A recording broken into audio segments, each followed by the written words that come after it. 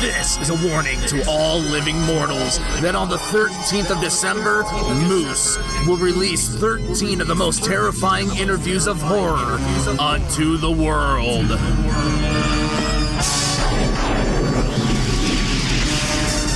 That's right, 13 brand new episodes in the month of December, leading up to our season premiere. And until then, Horror Hounds, mash on.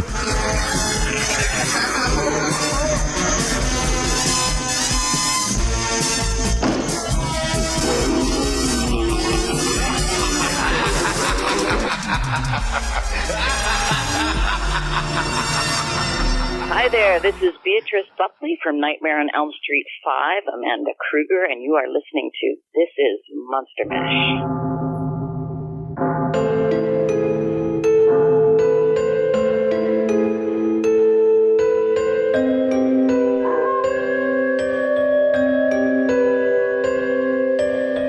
You're listening to Moose's Monster Mash.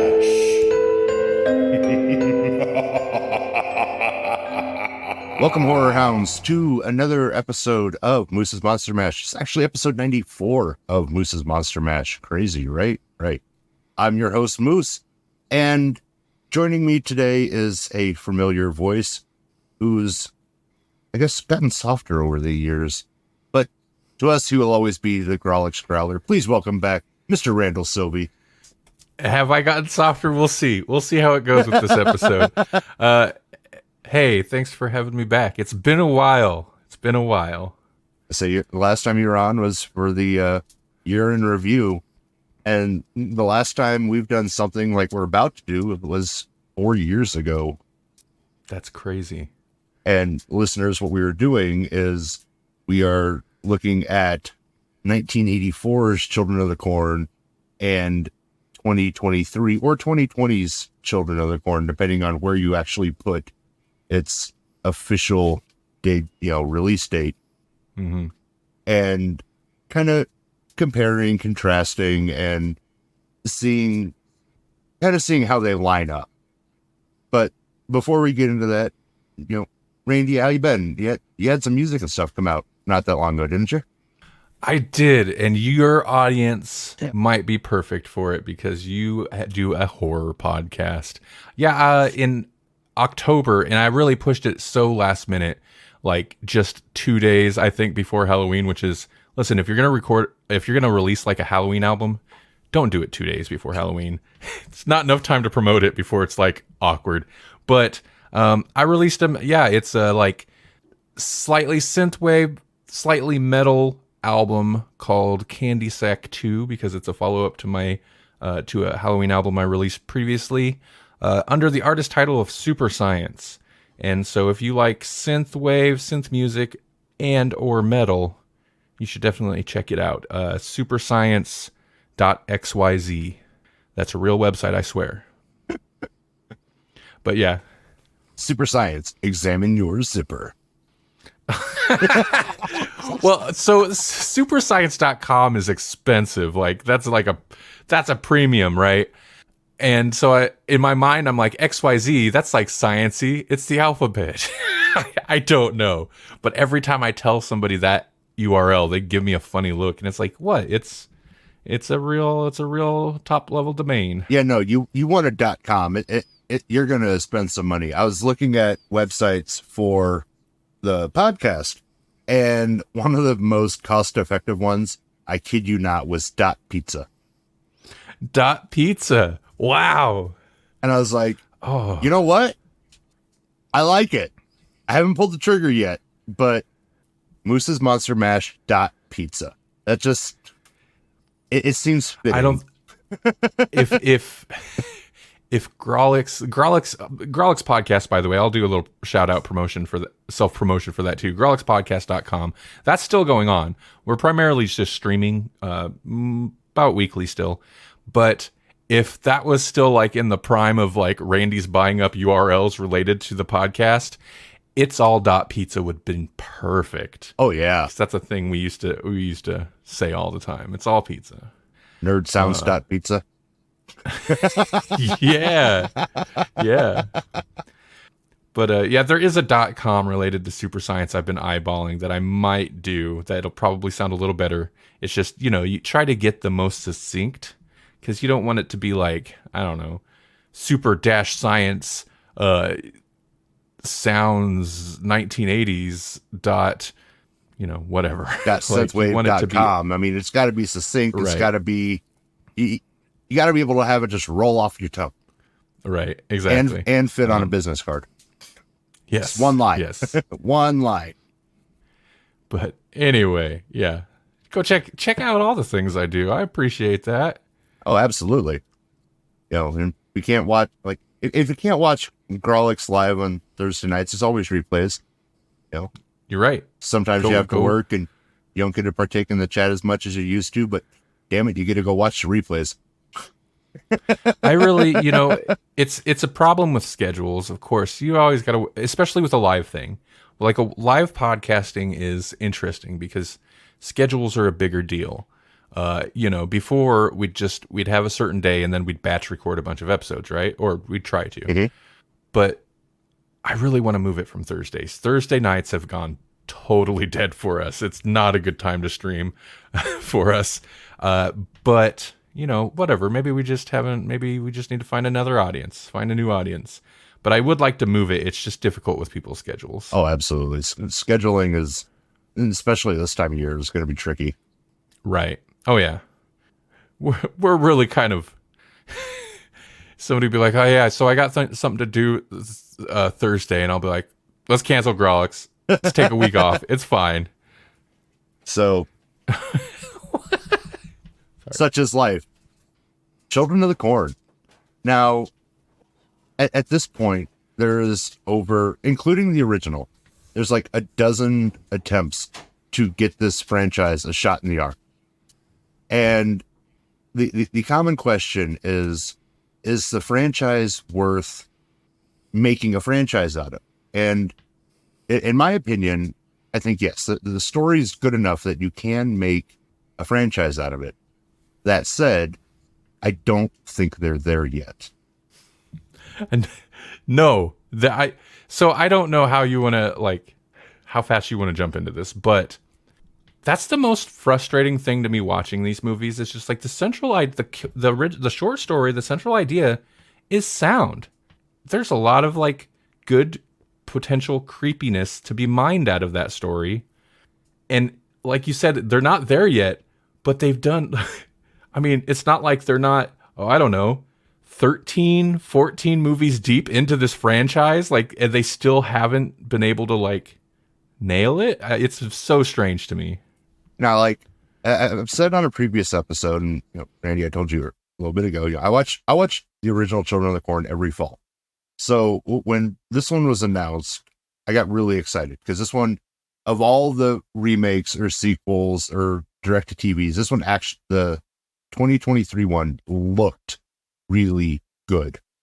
And so I got excited and I was like, okay, cool. Now I'm going to watch them both.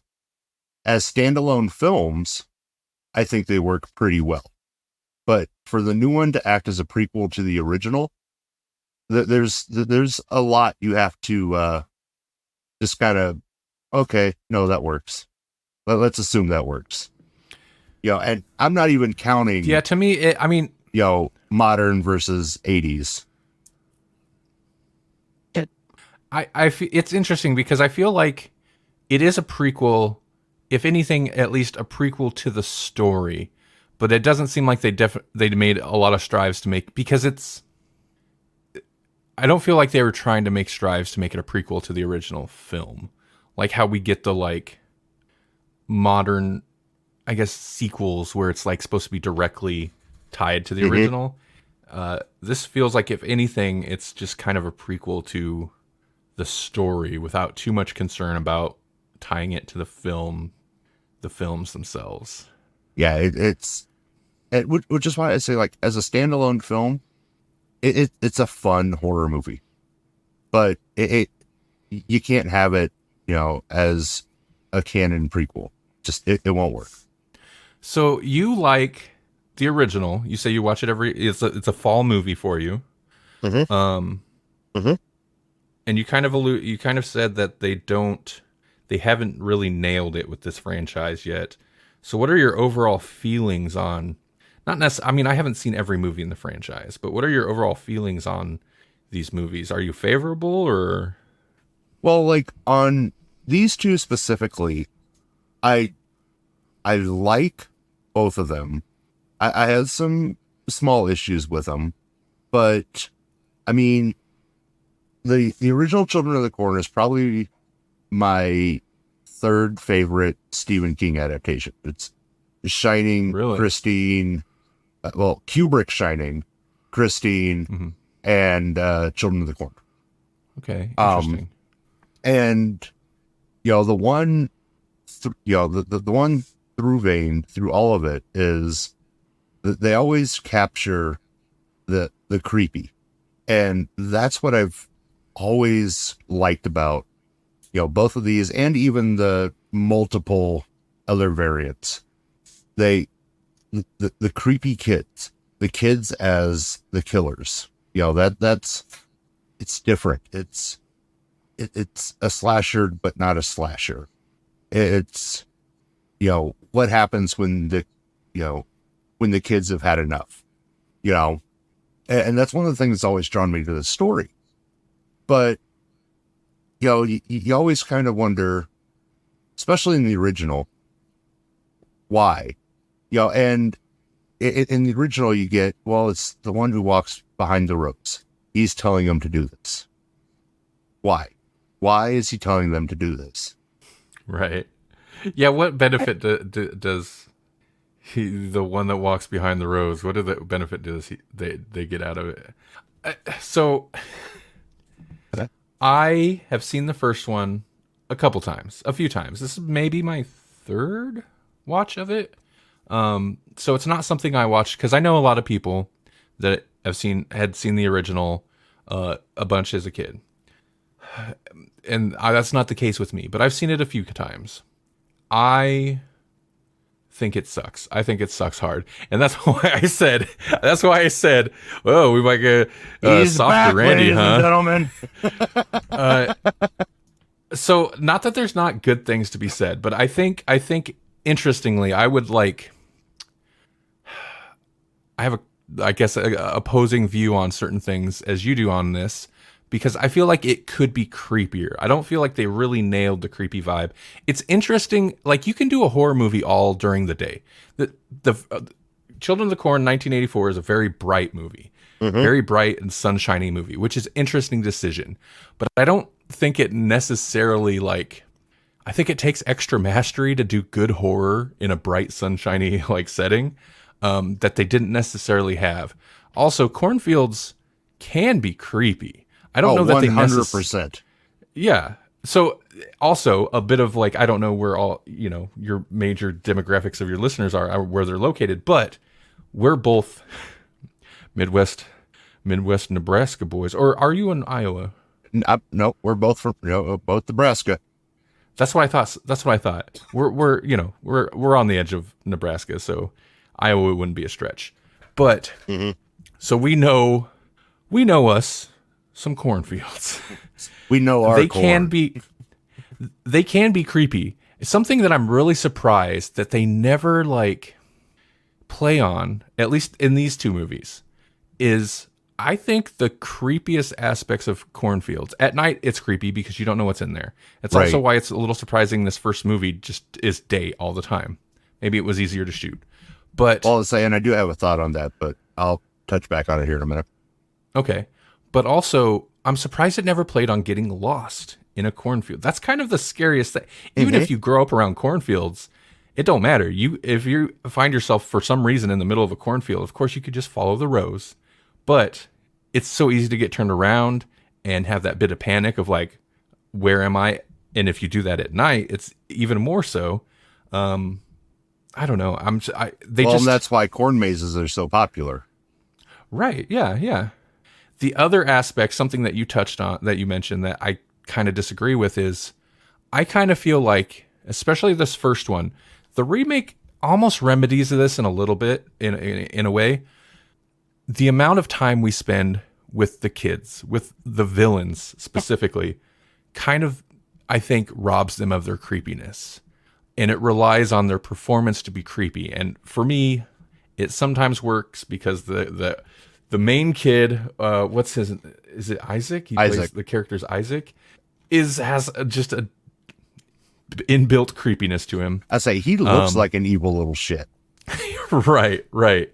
But I feel like, in my mind, keeping the kids mysterious and sticking with the adults would have led to more genuine creepiness, because it's better, in my opinion, like, at least it's easier to do horror of like the unknown, of like, why are these kids doing this? Make them seem, I would make them seem more ominous. We're not following them directly as much and listening to their weird, evangelical corn cult thing. I feel like putting them more on the outskirts would make them seem like a scarier threat. And in a way, I feel like the remake, I won't have a lot of nice things to say about the remake when we get there, but the remake does that better. It does. Now, interestingly, it follows only kids. I mean, there's adults there, but we never really follow the adults. We only follow the kids. But there's like the main kids, and then there's this group of weirdos that are led by the one like Red Queen child. Yeah. And they seem mysterious because we don't ever really, I mean, they could be changing kids out from scene to scene, and you wouldn't know because they're all just like there as a murderous posse, and you don't really get to know any of them. And that makes them a the little remake, creepy. it's like the normies and the outcasts. That'll be a fun discussion. But no, the shooting in the daytime, I wonder if that has to do, and it probably has more to do with the limits they had on when kids could be on set. Oh, that totally makes sense, actually. Which then, yeah, automatically does pull some of the, this probably isn't even a word, ominousness, Right. out of this, scene. Cause yeah, it's daytime, it's corn, it's Nebraska, it's dry, and it's sunshine and rainbows and creepy little shit, Isaac. But yeah, even if they could have, and CGI wasn't as good back then, but if they could have, like superimposed a dark, like dusk, Right. shot maybe a little later. Production would have taken longer and ultimately would have cost more. But I think that would have ramped up the eeriness factor. But, you have in the original this cult of kids who do this like mass genocide of all the adults. Mm-hmm. And as a kid, you're like, yeah, get the adults. But then as you get older, you're like, why'd they just kill all the adults? Right. And, it's one of those, again, it goes back to, he who walks behind the rose. And it's like, okay, who is this nut? And what power does he have? Why does he need the adults gone? And again, the remake prequel kind of tries to remedy that. And yeah, you're right. They do a decent job of giving us some sort of backstory there. But for what it was, the original does a pretty good job of being like entry-level horror. It's a good horror movie for kids. Kids love it because, especially kids who have issues with their parents, kids love to see adults die. Right. And I guess that kind of makes a little bit more sense too. If you think about it from that perspective, a kid's going to want to follow the kids' story more. But I feel like this movie would bore a lot of children. Maybe more so now when you're not stuck to like four broadcast TV stations and it's like, oh, Children of the Corn, which is way better than whatever else is on. But I say it definitely, there's going to be an age bracket, and it depends on how interested in like type of, like, if kids like 80s horror, I think this is right up their alley. But otherwise, yeah, Children of the Corn, is definitely one of those that there is no middle ground. You either love it or you hate it. And that's another, through vein through all of these. You either love it or you hate it. There's no, I think it's okay. No. It's, and like we've established, I personally love it. And that's probably mostly nostalgia. But Right. And that actually, that would kind of make sense. Like I said, I'd seen it before, but it's not something I watched a bunch when I was a kid. So I wanted to share my notes. I took some notes while watching this. I was going to take notes. I only ended up with 2 single notes. I added a third later after the fact, but 2 notes during the movie. And it was just quotes from the movie that kind of struck me as humorous. And I read it back after and I was like, oh, the movie wrote my review for me. So the first quote, and I'm not just trash talking. This is plays into a criticism I have. The 2 notes I have are, things just aren't happening fast enough. Real quote from the movie. And I wish we'd never done this. It was another quote. And I was like, well, that's my review. So things just, it's so funny because the movie, it's so kind of slow to do anything. Yeah. And it's interesting because once this time, the opening scene where the kids kill a bunch of people, I appreciate how they kind of approached it. They kind of made it in a way, it's like, okay, sure. Obviously they poisoned some people. That's a good way to, like, how are kids going to kill a town full of adults? And they didn't kill the whole town in this scene. It's just whatever. But it kind of separate them off. They lock down the store, poison the coffee. And then it's basically like the bigger teen boys with knives and stuff, or sickles or whatever. After that, we get the car hitting the kid with the car, where, well, a little ways after that, where Linda Hamilton and the other dude and the dude comes in, and that, like, hitting it with the car, like, that's interesting for a second, but then it just drags on, where they're trying to get to a town for one. They literally end up driving in the down like farmer access paths in a cornfield. I don't know how you accidentally get in there in broad daylight. Although I was making that complaint to Melanie and she's like, didn't you once get stuck on a minimum maintenance road? I'm like, it's happened a couple times, but that's beside the point. Because it's supposed to be easy to get lost in Nebraska. We're a flyover state. Well, listen, I said these movies make you have to take that leap of faith. They do. But my point is, it just kind of drags stuff out. And then once they finally get to the town, it's so long of them like just trying to find somebody and nobody's around. And no, there's some kids running. No, nobody's around. And at one point, like, they find the 2 kids in the house, and mind you, they have the dead body of some child in their trunk this entire time. Mm-hmm. And they're trying to, like, listen, I wouldn't want to have to be in a situation where I show up anywhere with a child's dead body in my trunk and have to explain it, but they're trying to find somewhere to, like, make this right. But at one point he's like, we can't just stand here and talk to these kids. This little girl's not giving us any information, blah, blah, blah. And Linda Hamilton character's like, well, no, let's just wait. And the guy's like, things just aren't happening fast enough. And I'm like, that's the screenwriter talking right there, or something. Yeah. Or that's the screenwriter taking a direct studio note and putting it into the script, because they weren't. And it does pick up somewhat significantly after that point. They run into, Malachi and the other kids. And the second line, that I wish we'd never done this, just was funny. That is literally like an off-screen character says in the barn towards the end. One of the kids is like, you just hear it while stuff's happening. I wish we'd never done this. And it's like, yeah, you wish you'd never murdered every adult in your town, including your parents. It's a little late for that. Well, and yeah, ultimately, and I don't mean to cut you off. We'll get back to your third note. I think this goes back to, what I originally said about them not quite nailing this as a franchise. And to touch on your 2 notes, this is the problem with taking a short story and trying to turn it into a feature film.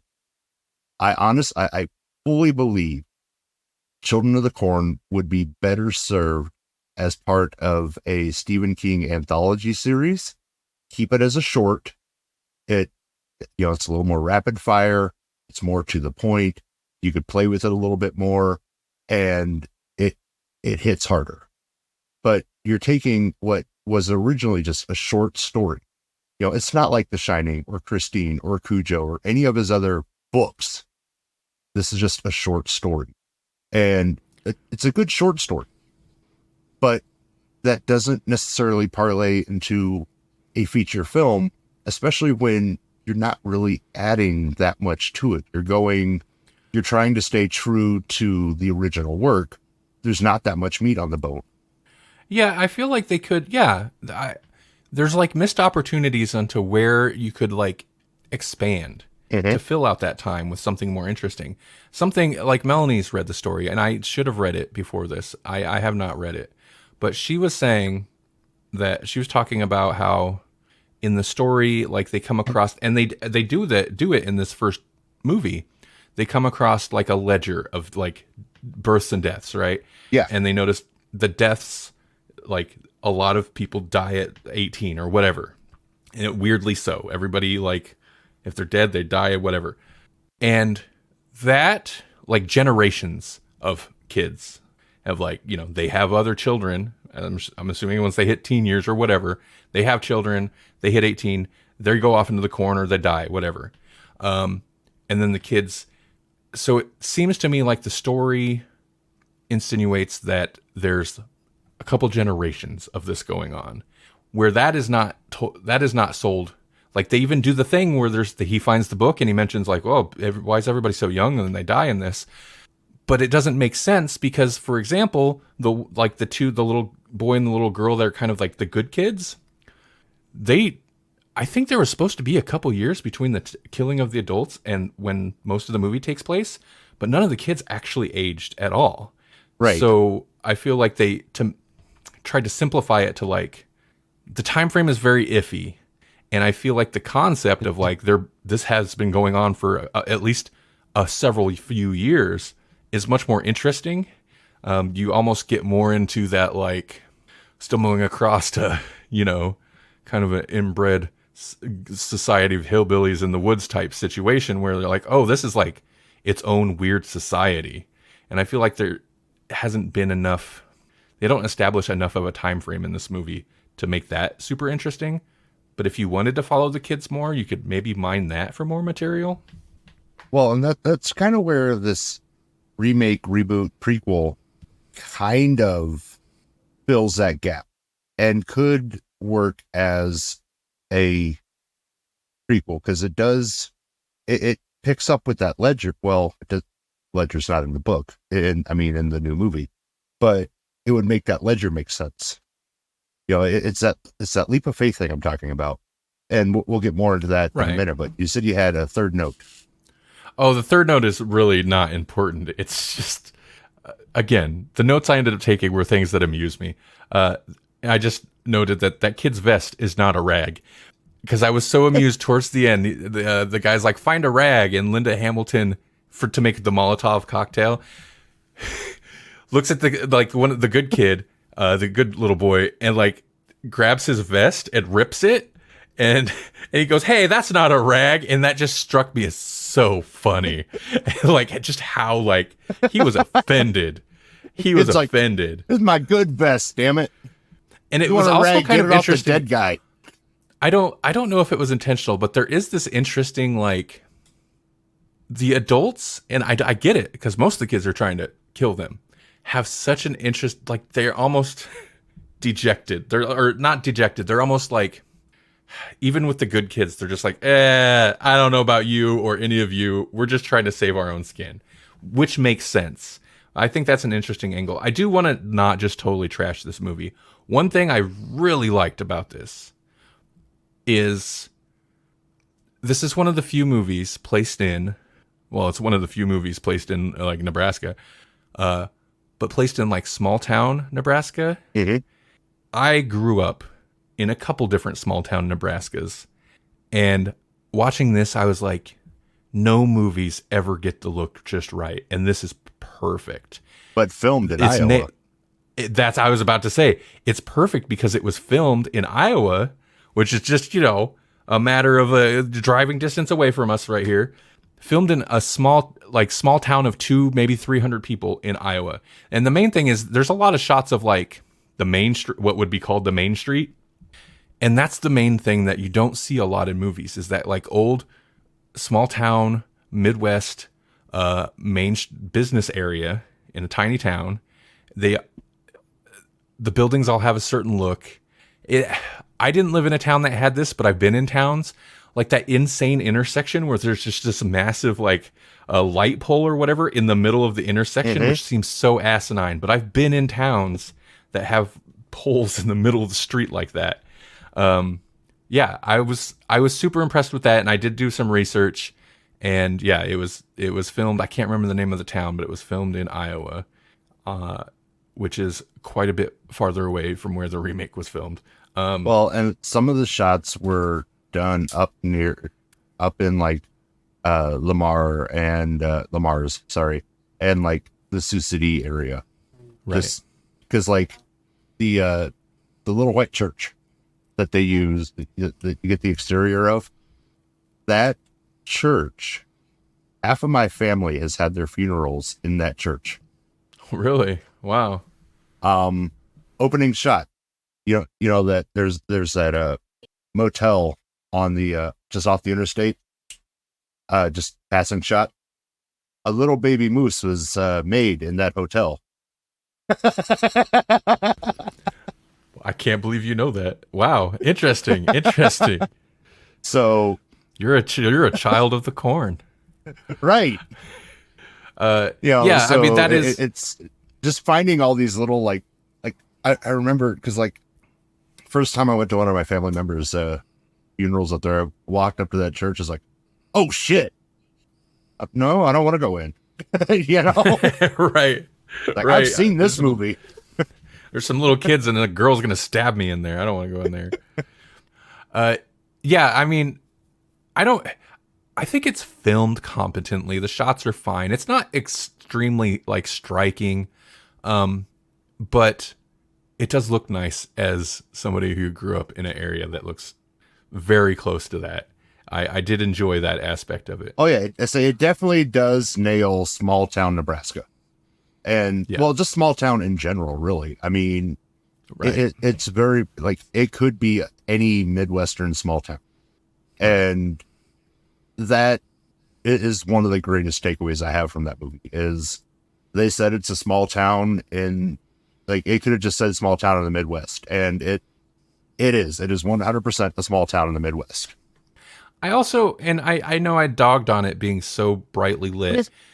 And part of it is also like a newer movie's not going to look like that because it still has that like 80s look. It's the film stock and whatever, but it's got such a natural look and color to it. Like the coloring, the color grading. I don't know. It looks very natural, and I appreciated that. Whereas a more modern movie or even a movie then that's more stylized would may lean heavier on a more stylized lighting and look and stuff, which might be more visually interesting. But I did appreciate this just as like, yeah, that's just a photo of Nebraska from the 80s. Like it makes sense. So it's a Nebraska postcard. Welcome to Nebraska. I did also enjoy at times, like, okay, so the main like villains, we got Malachi and Malachi, get Malachi. They say his name a million times. Oh yeah. And Isaac. I don't always feel like those two, their performances are always always top notch, but it's not necessarily their fault. I feel like part of it's just how the film's constructed, where it doesn't always work for me. But when those kids are allowed to like really go off, Isaac, when like the group turns on him and he just goes off the deep end, like he is just, I bet his throat hurt after some of those takes. He's just screaming and like chewing the scenery, and like I appreciated that. Malachi, I don't know, is always super as intimidating as he's supposed to be, but I found it interesting. The scene where he takes, and nothing comes of this, but he takes Linda Hamilton to that intersection with the pole and to try to get the Outlander to come there. He's got a hold of her and he's got the knife, and I'm sure the knife was fake, but like the way he's like shaking her around, like he has a real intensity to where I'm like, that probably was like not the most comfortable scene to film, but he brought, when he needed to, he did bring like kind of an intimidating intensity to it. And then, so I appreciated that as well. Also, the like gasoline or gasohol irrigation system is kind of insane. I don't know if it would really work that well, but I liked it. And I liked it way better than how they handled that in the remake or the new one. Well, and you look at Malachi, and, you know, going back to, there was more that they could play with. Malachi should be worried. He is almost, you know, a man of a certain age. He's got to be right on the cusp of aging out, right? You know, he should be about on his way out. You know, so, you know, at this point, he's on his, you know, last few years.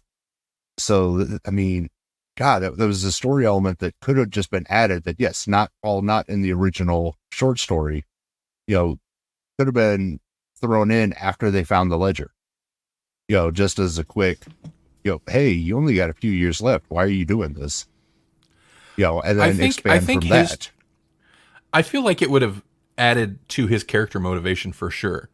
I think his turn on Isaac still made sense just because he's obviously like, he was their go-to. He's their enforcer. So he's obviously the more aggressive one. And of the older boys that were always the enforcers, he was definitely the leader. So it makes sense that he would at some point be like, listen, they call for me. They don't call for you. Turn on Isaac. But yeah, no, you make an interesting point. And I mean, I guess it wouldn't be necessary, but in terms of like fleshing out the story a little more, giving a little bit more meat to the, like, putting more meat on the bone of this like kind of bare bones movie. Yeah, that would have been interesting to give him that extra bit of character motivation or explore that of like, he looks real close to aging out. Yeah, and yeah, it could have happened in that scene between him and Linda Hamilton. You know, it's just a matter of what, you know, why are you doing this? You know, you're, you know, within the next year or so, you're next. You know, so why do you keep following it? And then that starts to get the wheels turning and before the ultimate turn, you know. But ultimately, it is what it is. Still love the movie, and I mean, it's you know, like I said, there's things I like about the movie, things I don't like about the movie. Most of what it is nostalgia. You know, it's one of those. Does it hold up to movies today? Oh, absolutely not. But it is a fun movie to watch every year. I don't hate it. I know star ratings don't mean anything, but I like doing star ratings. I gave this 1.5. So I don't hate it. I just don't particularly enjoy it. It's interesting. I almost wonder, well, we'll get into it, but yeah. I don't think the new one outdoes this. I feel like this is still better. I feel like this is still a better movie in most ways, in some ways. Whatever. I don't need to defend it. I think this movie and then sucks. yeah, let's get into the prequel reboot, the 2020-2023 version, which, to clarify, it was made in 2020, but and had a very, very limited release in 2020. Its wide release was in March of 2023, which is why it's a 2020-2023 release. Like, interestingly, IMDb has both dates listed as its release date. So yeah, I was uncertain. I did, you know, in trying to make sure I was watching the right movie, because I know there had been another remake of Children of the Corn that we weren't talking about, but I was like, wait, is it the 2020 movie or is it the 2023 movie? And I had to do a little research, and it's interesting because like Letterboxd has it listed as 2020. Some other websites has it 2023. Yeah, so I did a little research to make sure I was watching the right one, but I guess if it got even just a limited theatrical release in 2020, technically that would be a 2020 movie, regardless of the fact that it got shelved for a couple years. Yeah, it's weird. It's such a weird release. Right. Like, just call it a 2020 movie. Right. Like, I think they tried to forget that they did a limited release in 2020, and they're like, nope. It was 2023. That's when we let it out. We didn't let it out when nobody could go anywhere. I'm going to assume the original plan was probably a wider release. Maybe depending how it performed in the limited release, and then 2020 happened. You know what I mean? I could be wrong. I don't know how the timing of it played out, but I'm assuming that's it. And then it just got sat on for a while, and then they're just like, okay, let's put this out. Right.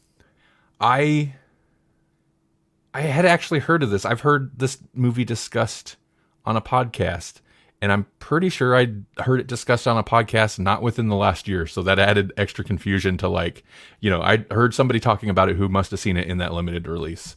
Well, what's funny is we had talked about it a couple of years ago. Right. When we did our, movies we're looking forward to. Mm-hmm. After our year in review, when it was supposed to come out. And I was excited for it back then. And then, it just kind of dropped off the face of the earth. I was like, well, that sucks. And then it popped up again. I was like, oh, fuck yeah.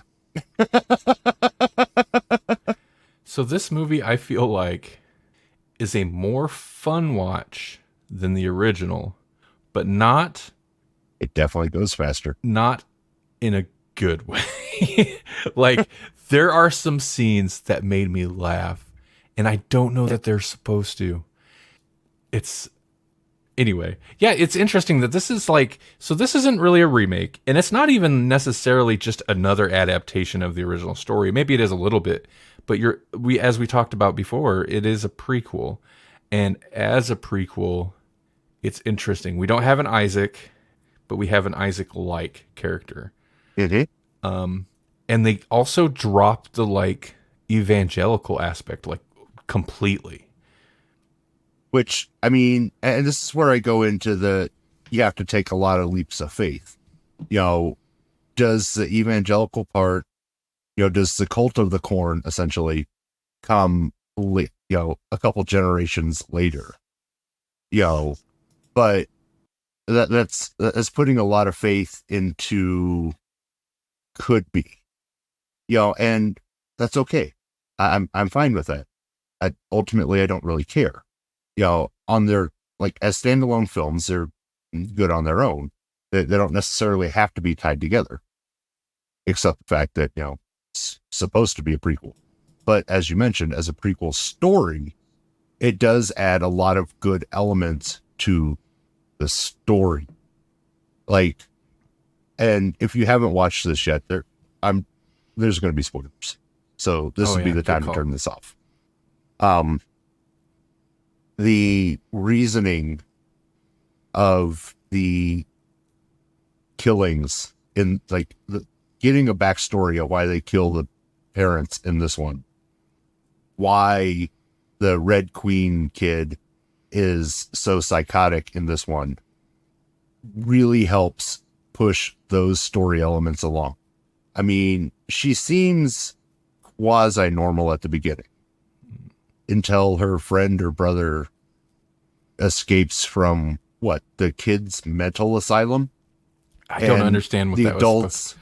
Yeah, and the adults gas the entire building, killing all of the kids. This is okay. So it started, and I was hopeful. It looked nice. It did not look like the Midwestern Nebraska of my childhood. Also, it's not even supposed to be the same. Like, the name of the town is different, but it's the name of the town they actually filmed in Australia. It's not filmed anywhere near here. They have corn over there too. It's fine. To me, it didn't capture that look. So whatever, but it looked nice. They had a budget. It seemed like they had a budget. So I was hopeful for about 2, and I liked his little weird message to the girl after he walked out of the corn. It seems like he had walked out. I think he had walked out into the corn and disappeared for like 3 days and then come back. I don't know what that facility was supposed to be, if it was just a school or if it was like it doesn't make sense if it's an orphanage. There were so many kids in there, and it's supposed to be like a town of 200 people. Like, small towns don't have an orphanage like that. Anyway, as soon as I don't know if it's like a mental facility, an orphanage, juvie. It doesn't make sense to me. But they weren't trying so to many kill options of what like This is when I knew I was in trouble. Is like the second scene of the movie is them accidentally killing this building full of children because they were gassing it with, I don't remember what, to try to knock out the one dude that had walked out of the corn and was holding, I guess, everybody up hostage or something. It's super kind of like slapdash how this whole sequence plays out. But I'm just like, wait, so the adults ran, it's not acetylene, but ran gas into there and gassed everybody, and they're surprised when all these small children are now dead. I knew right away because it was just, it's so, I get that they're putting, like, they're giving motivate. This is a case of giving motivation that maybe you didn't need. Maybe it's scarier if the kids don't have a plausible reason to want to murder everybody, but it's so stupid. It was so stupid. Like, instantly I was just like, oh no, this is not going to be a very smart script, is it? And that's, I just want to say, I'll get it out of the way. I hated this script. This is the dumbest movie. It makes just everything about it's just so dumb to me. Like, there's not that there's not things in it I didn't like. This is an annoying movie because the script is so bad at times to me. But I'll try to not be totally negative the whole time. Well, I mean, ultimately, this is another one of those where, as a story, I think it works phenomenally. I'm not sure it works well as a movie, because if you were to sit down, take out the dialogue, take out a lot of it, and just tell the story to somebody, start to finish, it makes for a compelling story. We'll see, but I think the story told in this movie is not a story that Stephen King would tell.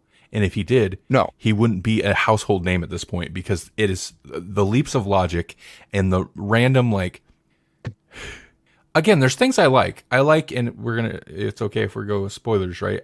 I like, oh, absolutely, that kind of our main character girl, inadvertently sparked the massacre. And I liked how that set up. I don't understand her reasoning. I don't know how she's like going to kidnap her own parents and set up this trial and call in a reporter. Like, I don't understand if the Red Queen and the younger children or all the other children in the town hadn't already snapped. I don't understand how she envisioned this was to play out, because she literally like handcuffed her parents and woke them up in bed. It's like, we're going to go have a trial. Like, that's not normal logic. But I also, like, by that point, so my point is, I like aspects of that, but it still doesn't make sense. And there's a version of this story that's fine, but this story as it is really kind of like, I feel like this is not a very accurate adaptation of anything that Stephen King wrote. Well, it does seem to be very, it's Children of the Corn name only. Because I agree, this isn't, it doesn't have Stephen King anywhere in it. There are some spots in the movie that do leave a lot to the imagination that I think, had they expanded on, could have made for a better movie. And again, I'll say, overall, I like this movie, but it could have been done better. Because, like, I think it was the Reverend, maybe, was the guy who adopted the girl after her, the brother died from the corn. The gassing, rather. Instead of killing him right away, she went for his eyes. So watching it seems like that was very personal. almost like, it was, he liked to watch her or something like that. Right. And that was more a revenge thing. Had that been said or, worked out more, that would explain her snap a little bit better. Right. Because it's not just this kid from the beginning that died. It would say that she had a really screwed up childhood. Right. And she was bound to snap at some point. Yeah, I feel like the time, even within this, and I don't think there's not really a big timeline jump in this, but even within this, the time frame's a little wonky, and there's just certain little things that I wish they would have expanded upon, and other things that didn't seem necessary. Like the case with that, I do like that he's like, she's like, oh, we're not going to send you out to the corner. We're not going to whatever you to the guy, because she has a personal vendetta. And I do appreciate how they got across the point of why, without like really hitting on it. Just, I like the, like, you're not without sin type thing. Right. Yeah. It felt very rape culture-y. Right. Like it was good about obviously putting out what she was talking about without really having to like dive too far into that. But at the same time, I guess I should have assumed that he adopted her. At that point, I wasn't even positive if he had actually adopted her. He kind of floated it in the one scene, and then we didn't really get a follow-up. And the next scene we see her in, she's riding a horse through the cornfield, and it's like, oh, you have a horse. I'm sorry, even in Nebraska, people don't just randomly have a horse. You need to live on a farm with some farmers or something, not like a random pasture. Like, I don't know. It was just very strange. But I do like, see, there's the screenplay, the screenwriter, who was also the director, kind of needed someone smarter. Not to say that he's stupid. He made Equilibrium. I liked Equilibrium. It's also kind of wacky, but I liked Equilibrium. He needed somebody to maybe like give the script a couple more polishes, just kind of work out some of the inconsistencies. But that aspect I like. And I also like that you do get a sense here. It's a little rushed once things finally like go down, but you do get a sense here of progression in terms of the kids. And it's through her. And I liked the performance of the little girl that played her. And I don't have her character name, just the Red Queen. But that scene where they're making the kid walk the plank. I like that because it's like, oh, these kids aren't quite right. Like they're not totally murdering everybody yet, but they're not quite right. And it shows some type of progression in how that goes. But that scene in itself is like a disappointment because it's like leading up to something. It's like that kid, even if that kid just jumps down and lands into those dried corn stalks, that's potentially death. And it seems like it's leading up to something. And then it's like, oh, no, we're just going to cut away to the teens walking off and follow their little story so they can set up that there's a reason for there to be a knife in the final act. I was like, wait, did that scene really just build up to nothing and then cut away? It's like you established this threat. Like, how did that play out? The little girl wanted to have him jump off a corn silo or a grain silo or whatever into a pile of dried corn stalks, which are sharp. Don't do that. And then set it on fire. And like, we just cut away from that scene. Come on. I want to know what was going to happen. I will say it does show the progression of her psychological meltdown. Because we went from kid walking the plank to someone being hung by a horse to mass murder in a cornfield. Yeah, and there was even mass grave. There was even an incremental step there because there was the hog blood, and those kids were busy digging a hole along the like part of the field. But yeah, the hog blood, they slaughtered a hog and was rubbing blood on the roots, and we got to feed the corn. And I enjoyed that too. Actually, I thought was a pretty good idea. So the progression is not bad. Which then is that other leap of faith from the first movie. Okay, why does he who walks beyond the rose need the adults killed? Well, the corn needs to be fed. Okay, cool. Is it that hard to throw it into a story? So it's interesting because I feel like both of these movies do the thing where there's like, they kind of have a message, but they're not really that serious about it. It's just, we're going to throw it in there. And the first one was obviously like the religious aspects, the cultish aspects of various religions or whatever. And this one drops that. But this one, it seems so lazy because it doesn't seem to like really understand or commit to it. But this one is very like anti-GMO at the beginning because really much. only because the main character goes on a little like rant about it to her brother, I guess, at the beginning, but then also maybe hints at like global warming. I don't know. It feels like it's trying to hit a message so hard, but it doesn't really know what that message is or understand or care. I say it seems like it's, you know, against farm subsidies, all these different things. And it's like, okay, cool. It's a horror movie that's dealing with farming. Yeah, I mean, that's fine. It makes sense for Children of the Corn. Like, it's okay to take that angle. I just feel like it didn't understand it, or maybe I just don't. Can you explain to me this subsidy thing?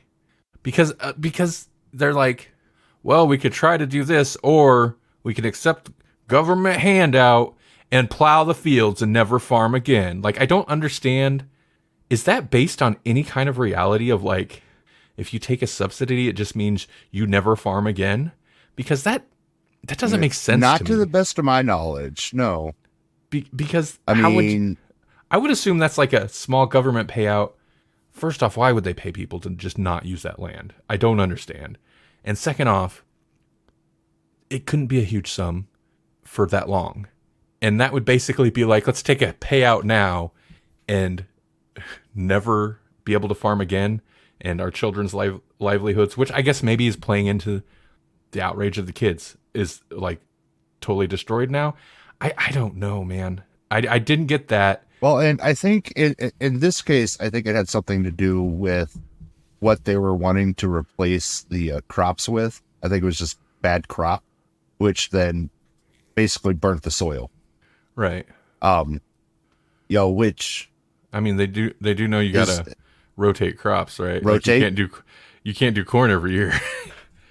Well, and that's kind of where I think they were at. It was always corn, and I think there was the one character pointing out that, you know, hey, if you plant something different, your fields will be fruitful again. No, it's got to be the corn. It has to be the corn. No, you can't plant corn every year. You know, that's why I don't think they even farmers in our area, it's corn and soybeans, and I don't think that was you'll though. see them flip. Yeah, no, yeah, it does. Like you have to alternate it, or else it does burn out the soil. But the guy who wrote this, I don't think he understood farming at all, which is not a surprise. But, and I'm not saying I do. I mean, I live around here, but I'm not a farmer. But I do know you have to alternate the crops because you're going to burn out the soil. But they don't ever mention that specifically. It just seems like we always do corn. It's got to be corn. Not for any reason other than like, if it's not corn, what will we do? But they blamed the burnout soil on, well, we had some big highfalutin, company come in and spray their horrible pesticides on our crops. Yeah. And now nothing will grow here. So it's not even intelligent. Like, oh, they just weren't alternating their crops. It was like, pesticides are bad message without actually understanding like anything behind it. Which, yeah, no, I don't disagree. Like chemicals, yeah, don't spray chemicals on everything. But I also like, I don't know, man. It just seemed, that's why I brought it up. I feel like whatever messages they were trying to hint at are fine. I just feel like it didn't even understand what those messages were supposed to be. Right. Like, and yeah, as somebody who did grow up on a farm, I'm watching it. I'm like, I don't think that means what you think it means. Right. And I hate to, as somebody who grew up in Nebraska, I am not a fan of people be like, oh, Nebraska, yeah, corn. And it's like, oh, yeah, sure, corn. Like, I always hated We have that, cows too. I'm here. I'm not Why can't corn. it be children of the cows? I have nothing to do with farms or corn. Children of the cows. That'd be interesting. Yeah. However, this asinine like scene they have where there's argument and they finally decide, nope, we're going to take the government payout and never farm again, and which makes all the kids mad, leads into the most hilarious scene of the movie. And I'm like, how could someone write this and then film it? Like, there's no way they didn't know. And then film it and then edit it and be like, yeah, this is normal. This is a normal thing. The whole town of people. Like, are these just wild children that roam the streets and like none of them are their actual parents other than like that one abusive guy? Because the kids are like, yeah, well, what about us? We have a say. And all the adults start laughing at the children. Like, oh, shut up, you. Laughing directly at the children. And the one guy is even like, huh, well, you're just a little girl. And they all laughing like they're junior high bullies. And I'm like, yeah, who wrote this? Who wrote this? How did this get made? Who gave a person money to do this? This is so stupid, but it was pretty funny. Sorry. Well, I mean, on one level, I get it.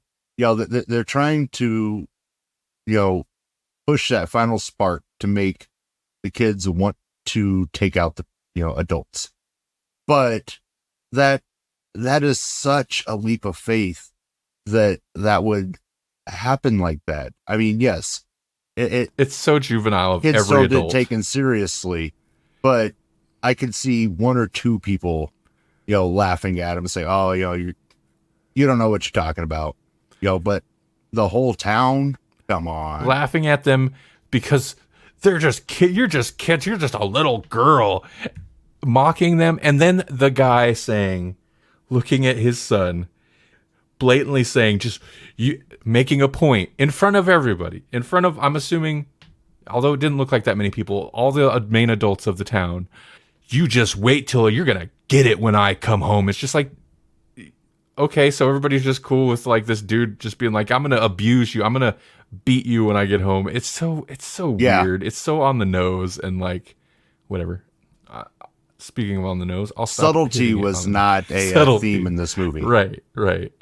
And again, the guy, he's made some other movies that weren't bad, and it's interesting because do you know what I'm talking about when I say Equilibrium? It's the one with Gunkata. It had Christian Bale. It was a kind of one of the Matrix style movies after the Matrix came out, but I actually really liked it. There are elements of it that are not the most intelligent. It's kind of goofy. It's not the most intelligently written, but it pulls a lot of influence from a lot of sci-fi stuff. It's pretty decent, I think. So I can see parallels with the writing there and here. I feel like that movie was handled much better. This one is just like, I don't know, man, wanting to make the point. Well, it's kind of where I fall on this one is there's elements of this one that I really, really like enough to overlook a lot of the very, very poor choices. Like, the kills in this make it worth watching, you know, because there are some pretty interesting kills. The fact that they give he who walks beyond the rose a body, an image, just something other than a whispering wind. I'm torn. You know, a physical shape. You know, I don't necessarily like how he came out, but the idea of making him something physical and not just, you know, an idea, you know, so you have a physical villain. I like that idea. My chief complaint was they hammered home essentially how this movie was going to end the entire time. Mm-hmm. And it was one line of dialogue. And it was, you can't play with fire around grain dust. This whole thing will go up in flames. Yeah. And it's said probably 8 times. Right. And then, yep, the whole thing goes up in flames. I can't decide if the script is dumb or if the script thinks we're dumb. Probably both, actually. I don't mind foreshadowing. It's fine. And they made a point to set everything up. It's such a throwaway line, but with the blade that she finds in the cornfield and stabs the creature, I'm so torn on the creature. I don't hate its design. I just don't know that we needed it to be whatever. It's fine. But they set all that up. The car's leaking gas, they set that up. They did hammer that home too hard multiple times. The little girl, she's still a little girl, so maybe she wouldn't think of that. Dousing the chicken in gasoline or whatever it was, in fuel. But then there's the one shot, and I knew right away what they were doing. When after that, and she's like, if you start me on fire, this whole thing is going to blow up. That's like the fifth time they hit that point. Yeah. Then she walks out, so she runs out of the barn into the cornfield, and there's a shot overhead where they made a point, I'm pretty sure digitally, they would have had to do it digitally, to show a very constant trail of gasoline behind her. Mm-hmm. So she ran through this cornfield all around for several minutes. Gasoline evaporates pretty quick. Plus, there's like a 10 minutes of this movie where she's just dripping gasoline constantly, like she's got a hose hidden in her shirt. And I know this is you could say this is nitpicking, but this is just the perfect example of how I feel like the script doesn't have any respect for the intelligence of anyone watching, or they just want to do their thing regardless of reality. And sometimes that works for me, and sometimes it doesn't. But the fact that supposedly she was drenched enough that she ran, who knows, we'll say half a mile around in this corn and left a constant, steady trail of gas behind her, and then got into a car that was leaking gas, that had been leaking gas for at least a day, maybe two, and then drove that all around this cornfield, and it left a constant, solid stream of gasoline. As soon as I seen that first trail, I knew where this was going. Plus the grain dust. And so I was like, no, this is so dumb. They're going to do it the irrigation thing. I don't know if that would work, but it seems more intelligent than this. Yeah. And then I was like, well, okay, she's going to ignite it. That's fine. It's inevitable, but she's still drenched in gasoline. She'll go up too. That'll make it kind of a hardcore ending. That's cool. That's pretty cool. I'm not saying I necessarily need her character to die, but that gives it some grit. Yeah, it's sacrifice yourself for the greater good. Also, igniting fuel without an open flame with one of those car lighters would be difficult. I suppose if she hit it hard on the ground like she did and there was a spark, it might happen, but it's not that easy. I've dropped a lit one into a tub of gasoline. It doesn't go. I've dropped a cigarette into a tub of gasoline. It doesn't go. Man, that's so scary. Why are you in those situations? However, that's a good point. It's got to be an open flame. Mythbusters was a great influence on me. Oh, Jesus. Except the whole don't try this at home. How are you alive? That's insane. So she hits it fine, and it's the thing, but the flame only goes away from her. It doesn't go back to the car and explode the car like I expected. It doesn't light her on fire, who's remember, she's been so drenched in gasoline that she's left a constant trail for a mile at this point. She left it all in the corn. It only goes down the trail into the corn and then blows up that building eventually. It was just, I don't know, that's just a perfect example. I know it sounds so, get off of it, but that's the perfect example of it's too far. Pushing it so far where I'm it's too stupid for me to even overlook. You're ruining what would have been an interesting climax, I guess. I just feel like there's a less dumb way to accomplish the same thing. Well, and you look at these two movies side by side, and in the original, you have a case of things not explained or fleshed out enough. And in this new one, over-explained, over-fleshed out to the point of, as you mentioned, comical and just far beyond the grasp of seemingly sort of reality.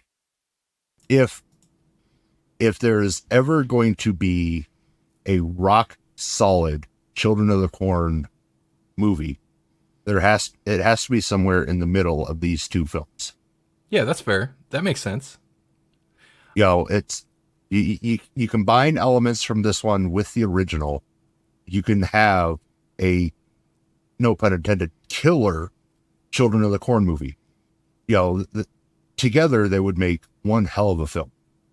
It's just, you have to find that balance, and so far nobody's been able to find that balance. They either swing too far under or too far over. And at this point, I said it earlier, I'd rather see it as a short because King has a ton of short stories. Mm-hmm. I'd rather see it as a short. Do it as like a King anthology. I think this movie is shot pretty well. It looks nice. The special effects are great. It looks really decent. And I was like, oh, they actually had a budget, and they did. I don't know. I guess this is modest in modern terms, but I like 10. It was like it's a low budget, but a pretty solid budget. It was like $10 million. Mm-hmm. Like who gave this script $10 million? But so it looks decent. There's some interesting ideas. There's some interesting attempts to do some like cool imagery that for one reason or another sometimes it doesn't necessarily land. Like the little girl with the gas mask. Again, that's a scenario where it's like kind of doesn't make sense, where she's gassing the people in the jail. But I get the cool imagery. I need to pause you for a second. I have to pause you there for a second, because I need to ask you because we have a lot of the similar fandoms. When she came into the room with the gas mask, did you get the same thought that I did? And like, she came into the room and I half expected her to say, "Are you my mommy? Are you my mommy?" Yeah, of course. Of course. You can't put a child in a gas mask and not have me think about Doctor Who. Good old Doctor Who. Yeah. And especially those episodes. What was it? The Doctor Dances was part 2. And those are the 2 episodes that Melanie got me hooked on Doctor Who with, specifically because she knew creepy gas mask children. That's an image that's going to hook Randy. So like, there's potential here. Her gas mask didn't have any kind of canister, so it was pointless, but whatever. They were trying to go for the image.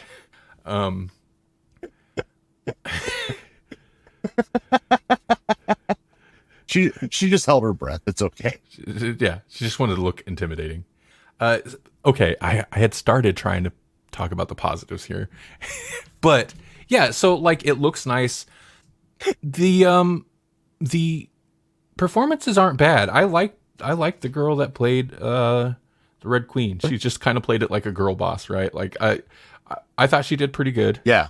The main girl was fine. Her character is not. I didn't find her particularly likable, but you don't really have to be. She was fine. I say she seemed pretty, like, normal's not the right word, but like average. Just pretty average. Stock standard. She was a stock. She was definitely a stock character. Yeah. But like the Red Queen, I'm very much looking forward to seeing more stuff as she continues acting. Yeah, she's pretty good. She is very committed to this role, and I cannot wait to see more as she progresses and gets better with her craft. She has the potential to be a knockout actress. Yeah, I'm curious to know, like, hopefully it's a matter of like intentional quality, because she did that thing in a couple scenes where her demeanor will suddenly totally change, and that's impressive to see, especially if it's on purpose. But I think she was good. Yeah, I think she was really good. Because she would, like, you'd see her and she's like, okay, and then she'd just like, she'd have a line or something, and like her demeanor would just completely change, and you'd be like, oh no, she's like, she's got her stuff together. Like, all of a sudden whatever. So yeah, for a kid to be able to just, go from like, that switch, essentially delivering a line like, hi, how's it going? Hi, how's it going? Just that. It's like, the hell's wrong with you? Right. She was pretty good. I wish it had been more consequential because it kind of didn't seem to really do anything. Bringing the reporter lady in, it might have. I mean, maybe the movie was overstuffed as it was, but it would have been interesting to like see that kind of more developed. Like she calls a reporter is supposed to come in, and then like, oh, they have her whatever. However, that scene with her where they basically offer her up in the barn to the creature was pretty good. I like that quite a bit. The reporter lady. I kind of like I said, I wish that her inclusion had kind of made more sense. You could put anybody in there, but that's fine. That scene was pretty cool. I think at that point, her sacrifice, her being sacrificed was the younger girl showing the older girl, I'm in charge. This is my town now. You don't run shit. It was 100% a power play. Oh, for sure. Well, and the older girl like hadn't even entertained, and really, for the most part, hadn't been introduced to the notion that there was a creature in the corn telling these kids what to do till that moment. And she never entertained that as even a possibility until like that works as the quick sudden like, oh no, you're not just dealing with crazy kids. There's actually something else going on here. And I think that it was a effective reveal for her character as well.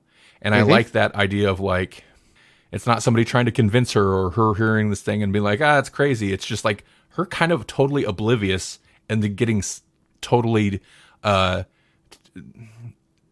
blindsided by this.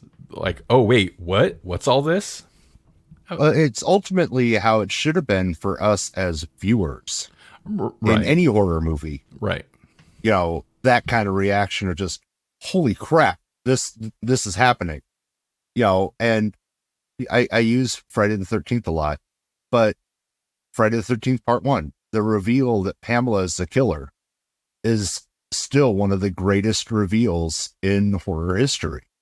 Because you see her throughout the movie as this like worried mom or this doting old woman. And then you realize she's the one that's been offing all these people. And you're just like, what? That's what happened here when she realized that there is this creature telling these kids what to do. It wasn't just kids that had gone batshit crazy. Right. There's something else.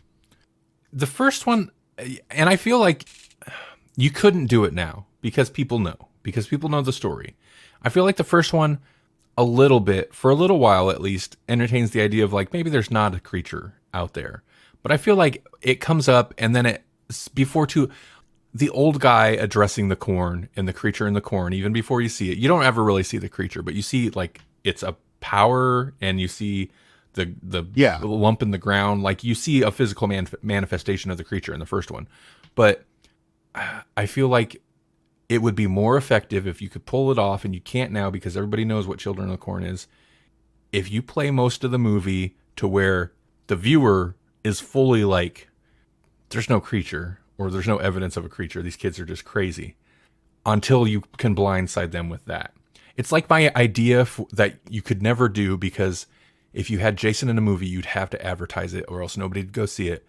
But I would love either a movie or a comic book or something named maybe some like super obscure reference to like a Friday the 13th proper thing, but where it's otherwise just like a generic camp slasher and you don't know it's a Jason movie until he hops out in the hockey mask. But they'd never, and that'd be so amazing, but they could never do it because marketing would never let anybody do that. If they could do that somehow with a Children of the Corn. As odd as it sounds, I feel like if anyone's going to do a surprise twist or anything with this movie, you got to throw it to Shyamalan and have him do it almost Sixth Sense or Signs style. I don't know that it would be good, but he's done several things. His aesthetic, or at least the aesthetic of the like cinematographers he works with, would really fit it. And he's like Signs, like he's done stuff visually that would fit it. Like even The Village, which I didn't particularly like. Right. You combine that with Signs and Sixth Sense. You take those three and morph them into one. you could have an M. Night Shyamalan version of Children of the Corn, and I think it'd be a solid movie. I kind of hate to say it, but I think the best way to do Children of the Corn is, first off, it's got to be a good script, and you can't call it Children of the Corn. And at that point, you might as well just do something else. But just because, I don't know, people keep making it, and people are going to see it based on the name, I guess. So it's not to say you can't make it. But in my mind, I feel like there's a lot of people who just wouldn't ever want to touch it because they're like 12, 13 movies deep in a franchise where even the first one is not that highly regarded in general, like in terms of like critically and stuff.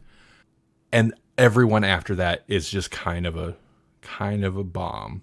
So like it is not a great franchise, but I guess it has that name recognition. But I feel like it's not going to attract people that could do it right. Or maybe there's just not the people that want to do it right. I don't know. I think another way to like rebrand it and still have the short story as its core is go the Texas Chainsaw route.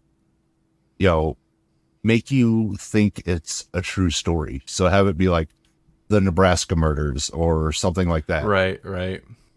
And then as you're watching it, you realize, oh, this is Children of the Corn. But that's that's secondary. It's not the focus. It's these murders are taking place in Nebraska, and it's these kids that are doing it. You find out that it's this voice in the cornfield telling them to do it. And then ultimately, if you want, it's no, the kid just went batshit crazy and there is no voice in the cornfield. Right. Completely flip it. Right. Yeah. But make it feel like it's real. Make it feel like this actually happened. I wonder if there's, and I think that would make an interesting story for this.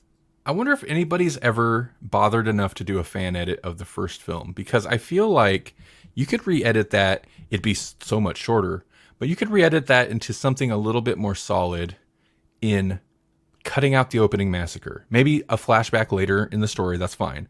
Cutting that out, because I feel like the original story would be best served as you're following these two people. They hit a kid on the road, and now, so like a big chunk of the opening, say most of the first act is, that's the drama. That's what this movie's about.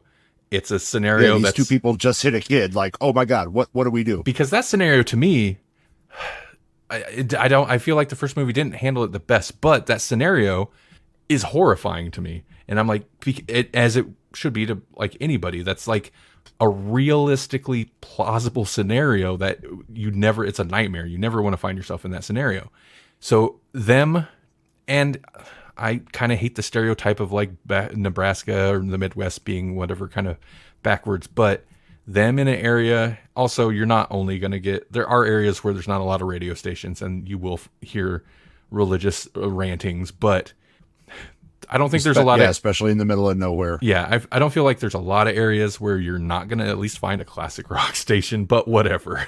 Throw that in there. So then it's the like, got this. The religious ones are free to use. So right.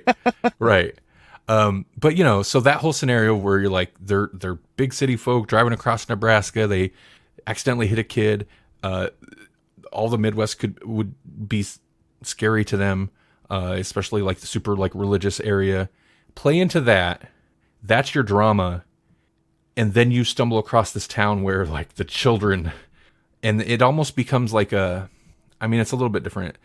Not quite Psycho. I don't want to say Psycho, but where like you've got that MacGuffin of it's the kid. They hit the car hit the kid. That's the like conflict or the drama or the threat. But then you get into like, oh no, it's actually this other thing, and it just becomes this like weird. I imagine this is maybe how the short story plays out, like unraveling this really weird situation of this town of this Lord of the Flies town where they murdered all the adults, and they have this weird like obsession with some entity in the corn. Like it's such a good potential story. It's just if anything, slowly work into the kids' side of the story, but start with the more grounded horror. And then be like, oh no, but it's actually this other thing. The problem is, well, and that's why I was saying something along the lines of like Texas Chainsaw or House of a Thousand Corpses, hell, even Jeepers Creepers. They all have that feel of it starts with something. Mm-hmm. And in this case, it'd be the two hitting some random ass kid on some highway. And it devolves into something much, much worse. Right. Yeah. Yeah. And that, I think, is the route to take with this story and potential franchise. And I feel like there is franchisability in this mm-hmm. if you can get one solid film to take off. The first movie is close. I mean, the execution, it just doesn't nail it. But I feel like having as much focused on the kids early on, and I get you want to hook people with like this opening massacre scene or whatever. But I don't know. I think it'd be more intriguing. But then again, it's Children of the Corn. Everybody knows what that is. So I don't know that you could do it and still call it Children of the Corn and have it be that effective.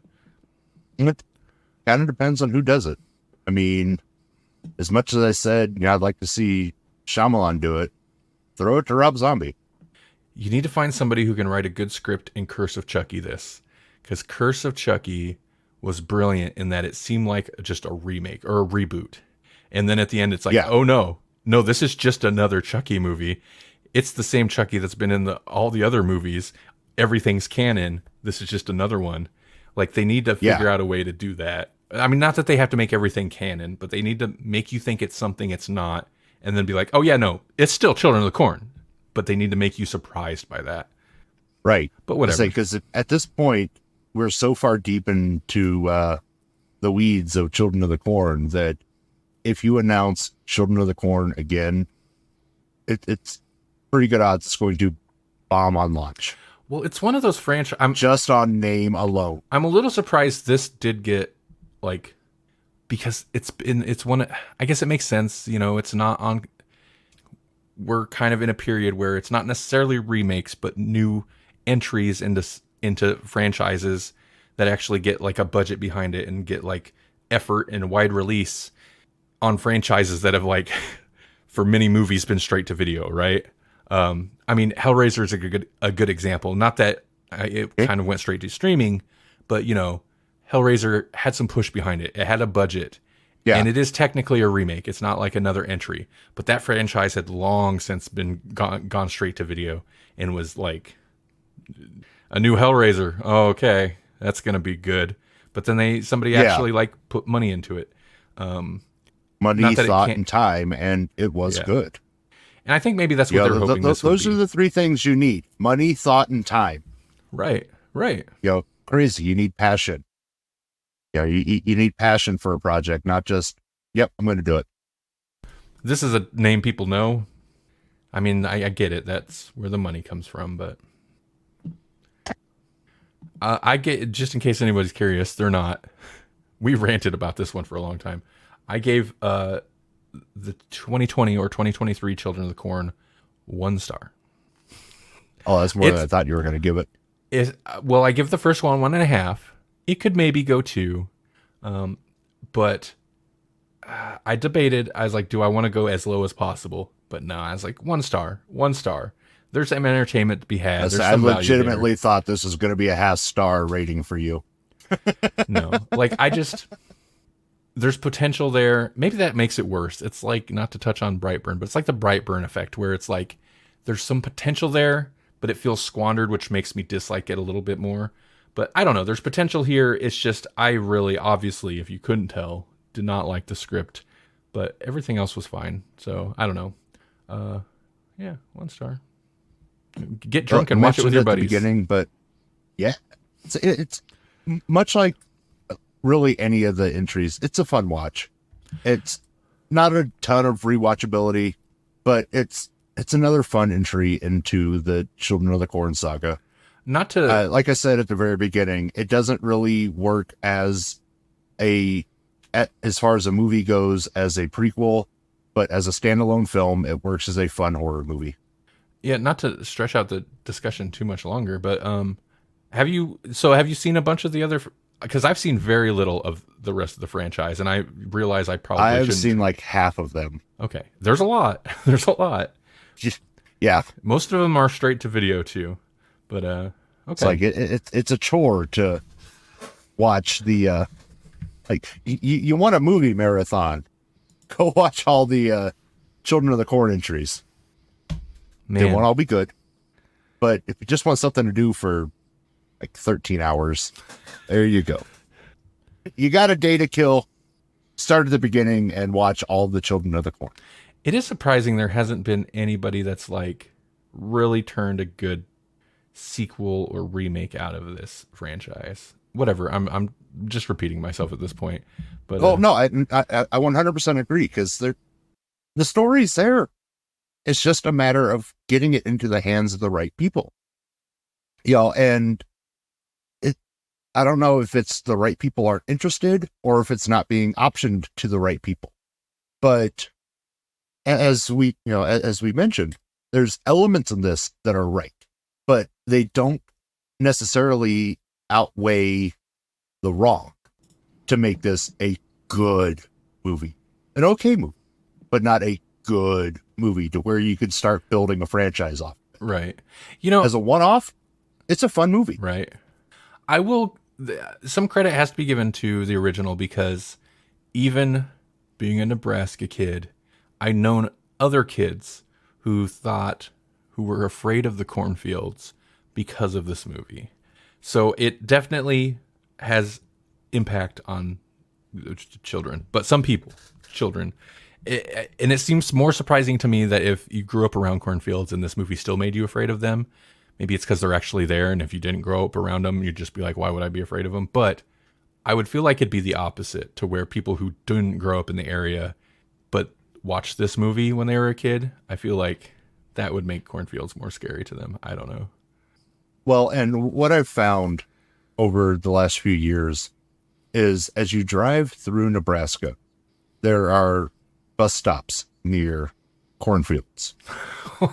And by those bus stops, there's always a sign that says, "Watch for children." And exactly, it is one of the funniest and creepiest things at the same time. And I know people who've come in from different states who aren't used to seeing that, and they're like, wait, was this real? Yeah, it really happened. We got to tell people to watch out for the kids that live in the cornfield. It's like, no, you got to make sure no one's hitting the kids on the side of the road. But right. Yeah, there's tons of cornfields throughout the state that'll have signs, "Watch for children." And it's the greatest thing to just naturally happen. That's funny. To hit on the psychology really quick of it, like, I would think it makes sense, and I would think it'd be somewhat easy to exploit the idea that cornfields could be scary. Because first off, if there's no cornfields, it's just nothing. And we got plenty of areas of that. Especially if you travel like towards Colorado, like a lot of Nebraska isn't even, it's just like flat. Yeah. It's scary to be out in the middle of nowhere by yourself, especially. It's scary to be out in the middle of nowhere. But I think the cornfields actually makes it much worse. And it's a legitimate threat, because you're out in the middle of nowhere. There's really nothing there, but there's also walls everywhere, and anything could be hiding just he who walks behind the rows, like just a row or two back, and you wouldn't even see it until they jump out. And I'm talking like realistically, like the real fear there is like an animal, right? Or if you want to get crazy, there could be a killer or whatever. You have the added element of local wildlife, right? Which is usually just going to be a deer, but you spook one enough, it's going to, it could be dangerous. But there's also coyotes, and depending on where you're at, it could be a mountain lion. It could be, it's a food source. Yeah. There's going to be elements there that you can't see. And even in the daylight, you can't necessarily see it. And I'll use the scene from Wild Wild West, when those giant saw blades were going after Kevin Kline and Will Smith. You wouldn't know which direction they were coming from. Right. And that was broad daylight. So corn the corn in and of itself is an element that can just be played on a lot more. Right. Because it will grow extremely tall, taller than people. And if you're in it, you cannot see anywhere around it. Also, have you ever detasseled? As high as an elephant's eye on the 4th of July. Right. Have you ever detasseled? Because there's a lot of Yes. people running through corn in this movie. And I will tell you, running through corn is incredibly unpleasant. You will get, you'll get, I don't know what they call it. It's basically paper cuts from the leaves, but you'll get cuts from the corn, the leaves on the corn stalks. Yeah, no, those leaves are sharp as hell. It's super I've also hot. woken up drunk in a cornfield. Ooh, that's not safe. That's very dangerous. It's also a story for another time. And if you that's not a public story. If you detassel, you go in the morning after either it's rained or it's been irrigated. The field's muddy while the leaves are wet. The leaves are wet. You get corn rash from the leaves and the dirt and the dust in there, and it's so unpleasant. And it gets so hot once it starts, like humid, all that moisture in there, and then the sun comes out and it's so humid. It is thoroughly unpleasant. So being in a cornfield, just being in one, sucks. Yeah. Anyway, so before we wrap this up, where do you mentioned at the beginning? Time to mention it again. Where can the listeners keep up with everything Randal, Super Science, and Grawlix? Well, if you like the cut of my jib when it comes to talking about movies, you should check out grawlixpodcast.com. We stream pretty much every week on Thursdays at 8:30-ish p.m. Central Time.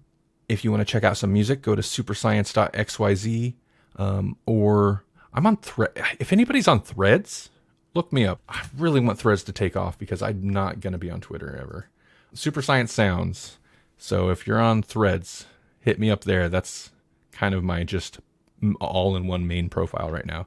And Grawlix Podcast or Super Science Music on YouTube as well.